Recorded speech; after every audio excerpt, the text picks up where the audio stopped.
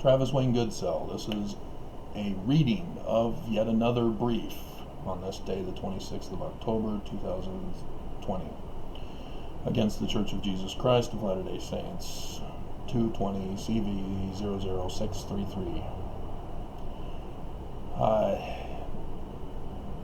The church, in my first case, sent out a letter to all bishops, and I thank the subscriber on this channel that YouTube is about to shut down because the church has ordered it,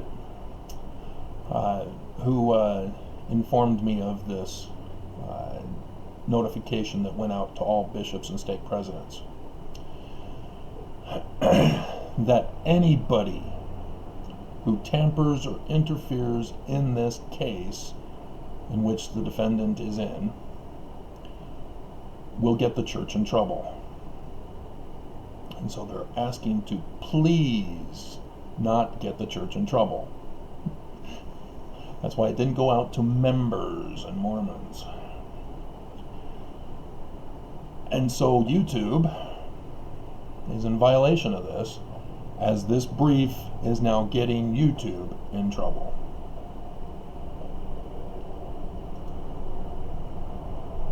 So here's the reading of it, and I should put in YouTube here as instead of just generally social media.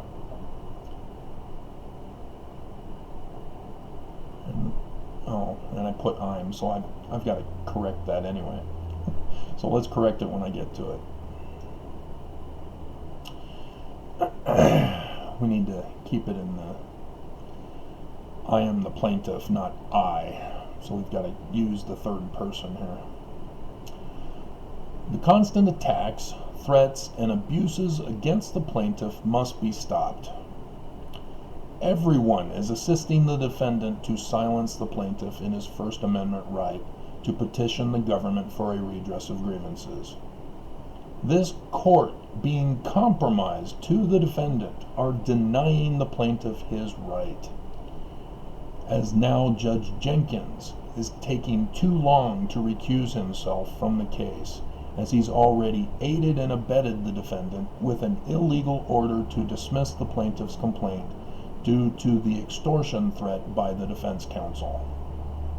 The court clerks are back at it again, causing delays by changing submission procedures.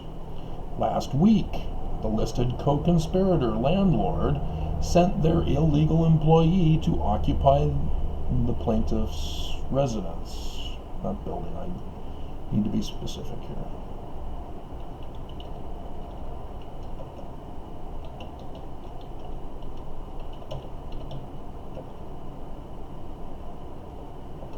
As was the threatened promised intent in the signed confession of the property manager. And here's where I need to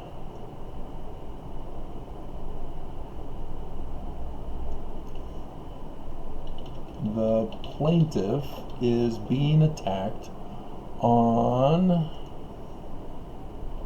his YouTube social media channel.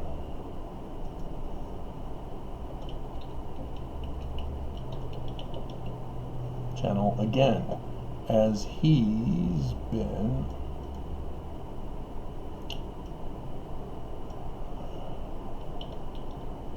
been previously shut down on a previous YouTube social media channel.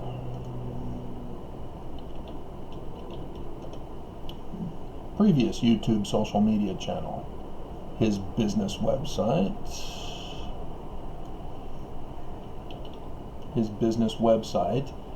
and hacking of his computer.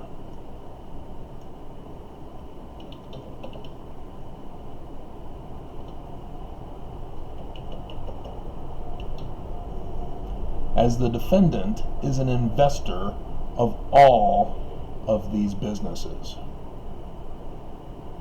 The plaintiff has made it very clear that his complaints are not proactive ad hominem attacks on the defendant, but a defense against the defendant's destroying of the plaintiff's life, liberty, and property. The defendant has caused the destruction of the plaintiff's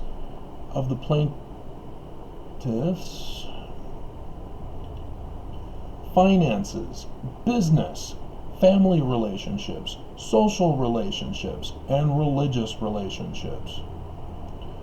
So let's go back to why. 1. The defendant created a troublemaker file, number 36434, back in January 1999. See attached PDF pic. For the plaintiff, informing the defendant that Joseph Smith Jr. was indeed a translator, as the plaintiff had deciphered Paleo-Hebrew and confirmed his April 1844 King Follett Discourse translation change claim. 2. In the plaintiff's 6 August 2008 First Amendment petition to the Utah government, the plaintiff again illustrated the correct translation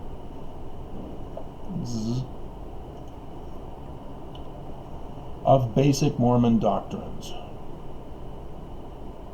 for which the defendant had the plaintiff indefinitely detained, which ended up being 6 years.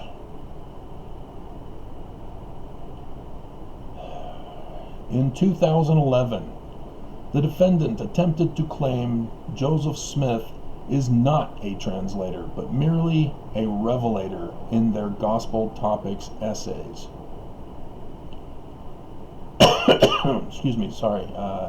Gospel Topics essay, Translation and Historicity of the Book of Abraham. The consequences were a loss of active Mormons of about 11 million, possibly 12 to 13 million by now.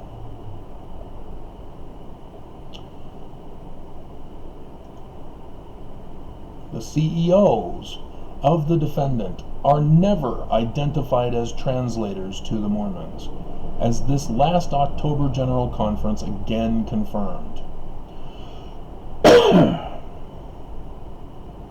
In 1900, the defendant was exposed by Bishop Spalding with his book Joseph Smith Jr. as a translator. Heber J. Grant, the CEO at the time, as he officially reincorporated the defendant in 1923 after the disincorporation by the United States against the defendant with the Edmunds-Tucker Act, was not a translator and was unable to respond, and instead paying R.C. Webb to publish a response on his behalf.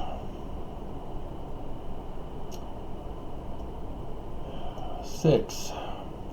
Then the New York Museum in the 1960s, I can't remember if it was 67 or 68, and it's not important, so I didn't bother to look it up and put the precise date, gave the defendant the Joseph Smith Papyra, from which came the Book of Abraham. Yet CEO David O. McKay was not a translator and gave it to Hugh Nibley to figure out, who likewise couldn't figure out why the Hebrew name Abraham, pay attention, cannot be found in the Egyptian text. Other Egyptologists were able to examine the papyri and expose the defendant for their inability to translate, though Egyptologists only know how to translate Egyptian text, not petroglyphs that accompany the text. The plaintiff, by the way, is also the decipherer of Egyptian petroglyphs.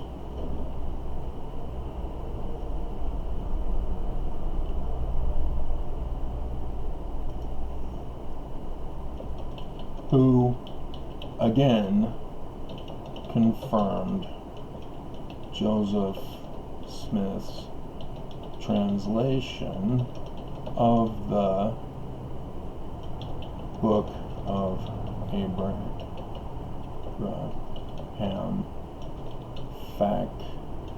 facsimiles.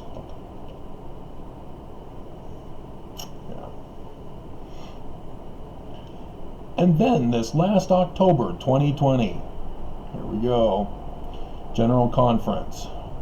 Current CEO Russell M. Nelson exposes himself by confessing he's not a translator, but that he had to go to BYU Hebrew scholars. I'm assuming they're BYU. I'm just throwing it out there.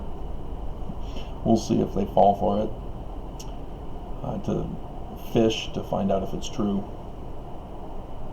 Who then exposed, but the fact that he had to go to Hebrew scholars in the first place. That's the point here. Who then exposed Nelson across all Mormonism by giving him the wrong meaning of the name Israel, which is directly defined in the Torah as Yah, Prince of God.